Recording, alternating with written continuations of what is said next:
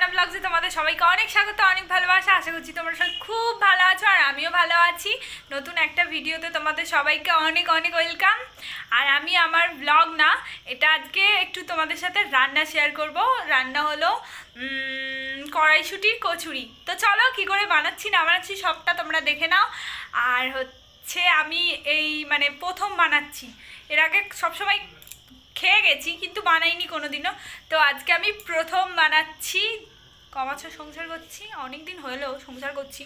তো যাই হোক, এতদিন বানাইনি, সবসময় কাকিমার হাতে খেয়েছি। তো যাই হোক, আজকে প্রথম বানাচ্ছি। তো চলো অল্প করেই বানাচ্ছি।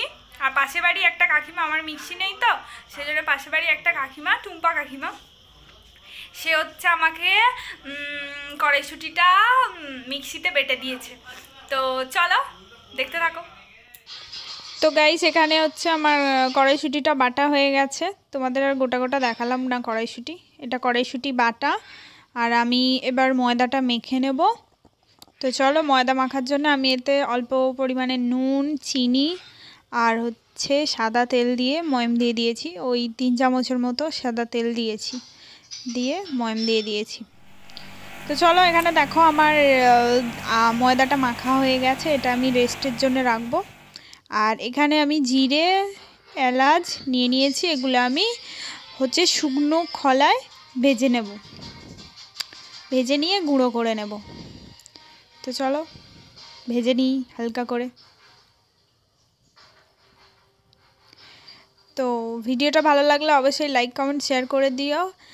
প্রথমেই বলে দিচ্ছি, প্লিজ একটা লাইক করো, তোমরা কেউ লাইক করতে চাও না। তো যাই হোক, এবার হচ্ছে কড়াইয়ে আমি আদা বাটা দিয়ে দিলাম সাদা তেল দিয়ে। একটুখানি আদাটাকে গ্রেট করে নিয়েছিলাম আমি, আর বাটিনি। তো কড়াইশুঁটিটা তুলে দিয়েছি তেলের মধ্যে। একটু তেল বেশি করে দেবে, নাহলে কড়াই লেগে যাওয়ার সম্ভাবনা থাকে। আর আঁচটা হালকা করে দিয়ে নাড়াচাড়া করবে।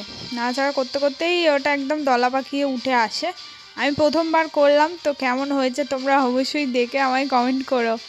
তো যে যেরকম পরিমাণে চিনি খেতে চাও দিয়ে দিতে পারো। আমার একটু মিষ্টি মিষ্টি বেশি ভালো লাগে, তাই আমি একটু বেশি করে চিনি দিয়েছি। তোমাদের যাদের ভালো লাগে যেরকম মিষ্টি সেরকম দিয়ে দেবে, ঠিক আছে? তো চলো, এটা নাড়াচাড়া করতে করতে করতে করতে হয়ে গেছে। দেখো আমি নামিয়ে নিয়েছি, রেডি হয়ে গেছে আমার পুর।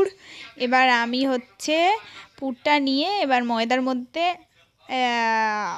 দিয়ে দেবো। ও হ্যাঁ, গরম মশলাটা যেটা ভেজে রেখেছিলাম আর কি, মশলা ভাজাটা আর কি দিয়ে দিচ্ছি, ওপর দিয়ে ছড়িয়ে দিচ্ছি হালকা করে, ঝিঙ্কু করে আর কি ছড়িয়ে দিচ্ছি। দেখো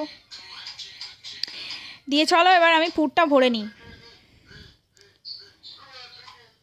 তো আমি ওই যে ময়দাটা মেখে রেখেছিলাম তার মধ্যে হালকা করে করে স্লাইড করে করে নিয়ে ওটা ঢুকিয়ে দিচ্ছি। দেখো বরকে দিয়ে দিয়েছি ফোনটা ধরতে, যে ধরো আমি একা একা পাচ্ছি না। তো দেখো প্রথমেই একদম বড় একদম বানিয়েছি। তো চলো নেক্সট বার আবার একটা ভরে নিই, তোমাদের দেখিয়ে দিই। তো দেখো, দেখতেই পাচ্ছ তোমরা, অনেকে সবাই জানো কচুরি বানাতে, অনেকে জানে না, তাদের জন্যই আর কি দেখানো, যে যারা যারা জানো না তারা দেখে নাও, আমার মতো করবে। আমি ফার্স্ট বানাচ্ছি, কেমন হয়েছে অবশ্যই জানিও। এই দেখো কড়াইয়ের মধ্যে ছেড়ে দিলাম, একটু ঘোলাটে হয়েছে। আমার বরটা না স্কিনটায় টাচ করেনি, ওই জন্য ঘোলা হয়ে গেছে। কিছু করার নেই, এরকমই দেখে নাও। এটা না ফোলেনি, প্রথমেরটা ফোলেনি, আমি ফোলাতে পারিনি আর কি। তো তেলটা খুব গরম হয়ে গেছিলো, দেখো সঙ্গে সঙ্গে দিতেই লাল হয়ে গেছে পিছন দিকে। তো দেখো এরকম করে আমি ঝিঙ্কু করে বেলে নিয়েছি, আর আবার একবার দিয়ে দিচ্ছি, তেল গরম হয়ে গেছে। এবারটা আমি ফুলিয়েই ছাড়বো, দেখা যাক ফোলে কিনা। তো দেখতে থাকো ফুলছে কিনা, দেখে বলবে। চা ফুলে যা ফুলে যা ফুলে যা ফুলে যা, ফুল রে প্লিজ, এত কষ্ট করে বানাচ্ছি না, ফুললে হয়। দেখেছো গাইস কত সুন্দর ফুলছে, লুচি লুচি ফুলকো লুচি। তো লুচি না, কচুরি, এটা কড়াইশুঁটির কচুরি। আর আমি আলুর দম বানাইনি, কারণ আমার ওবেলার চিকেনের তরকারি আছেই, সেই জন্যে আমি আর বানাইনি আলুর দম।